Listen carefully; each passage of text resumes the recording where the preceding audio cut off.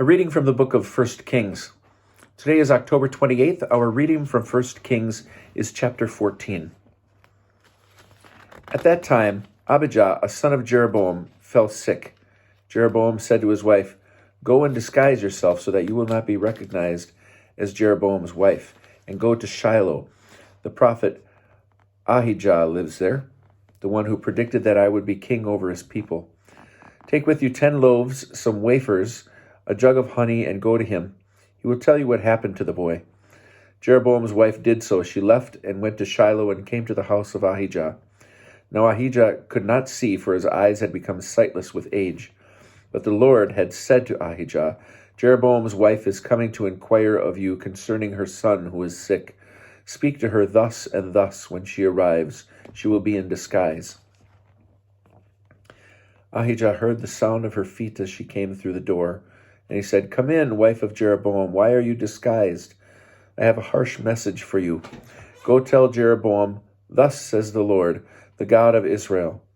I raised you up from among the people and made you a ruler over my people Israel. I tore away the kingdom from the house of David and gave it to you, but you have not been like my servant David, who kept my commandments and followed me with all his heart, doing only what was right in my sight. You have acted worse than all those who preceded you. You have gone and made for yourself other gods and molten images to vex me, and me you have cast behind your back.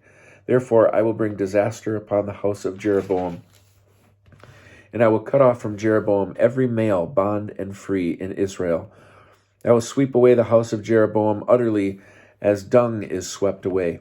Anyone belonging to Jeroboam who dies in the town shall be devoured by dogs, and anyone who dies in the open country shall be eaten by the birds of the air, for the Lord has spoken. As for you, go back home. As soon as you set foot in the town, the child will die. And all Israel shall lament over him and bury him. He alone of Jeroboam's family shall be brought to burial. For in him alone of the house of Jeroboam has some devotion been found to the Lord, the God of Israel. Moreover, the Lord will raise up a king over Israel who will destroy the house of Jeroboam this day and even now.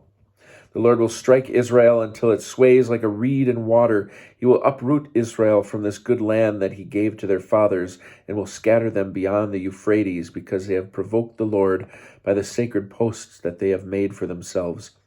He will forsake Israel because of the sins that Jeroboam committed and led Israel to commit.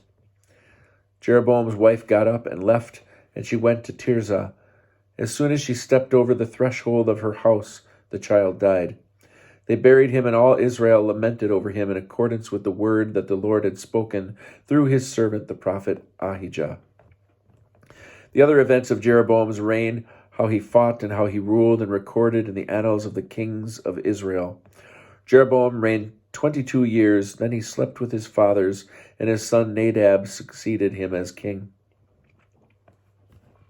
Meanwhile, Rehoboam, son of Solomon, had become king in Judah. Rehoboam was 41 years old when he became king, and he reigned 17 years in Jerusalem, the city the Lord had chosen out of all the tribes of Israel to establish his name there. His mother's name was Naaman the Ammonitess. Judah did what was displeasing to the Lord and angered him more than their fathers had done by the sins they committed. They too built for themselves shrines, pillars, and sacred posts on every high hill and under every leafy tree. There were also male prostitutes in the land. Judah imitated all the abhorrent practices of the nations that the Lord had dispossessed before the Israelites. In the 5th year of King Rehoboam, King Shishak of Egypt marched against Jerusalem and carried off the treasures of the house of the Lord and the treasures of the royal palace. He carried off everything. He even carried off all the golden shields that Solomon had made. King Rehoboam had bronze shields made instead, and he entrusted them to the officers of the guard who guarded the entrance to the royal palace. Whenever the king went into the house of the Lord, the guard would carry them and then bring them back to the armory of the guards. The other events of Rehoboam's reign and all his actions are recorded in the annals of the king of Judah. There was continual war between Rehoboam and Jeroboam.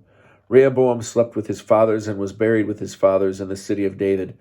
His mother's name was Naaman the Ammonitess. His son Abijam succeeded him as king.